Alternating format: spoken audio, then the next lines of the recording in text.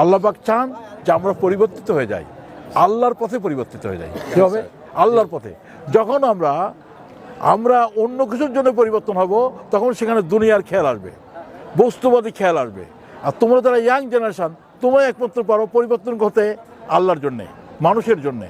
এই মানুষের জন্যে, মানুষকে ভালোবেসে যে পরিবর্তন করতে চাও, এটা আল্লাহর জন্য হতে হবে। যদি সেখানে আমার কোনো কিছু আশা থাকে, তাহলে আমি হতাশ হব। আমার যখন প্রাপ্তির আশা থাকবে, তখন আমি অপ্রাপ্তির বেদনায় ভুগবো। আর যখন কোনো আশা থাকবে না, আমার শুধু আশা থাকবে মাবুদের কাছে। আমার যে মাবুদ আমাকে বানিয়েছেন, যে প্রভু আমাকে বানিয়েছেন, সেই প্রভুর কাছে আমি সান্ত্বনা চাই, প্রভুর কাছে আমি আশা করি। আমার বিনিময় মূল্য শুধু প্রভুর কাছে। আমি কোনো থ্যাংক ইউ চাই না, আর আমি কোনো কিছুই চাই না। আমি শুধু চাই কার কাছে? আল্লাহর কাছে।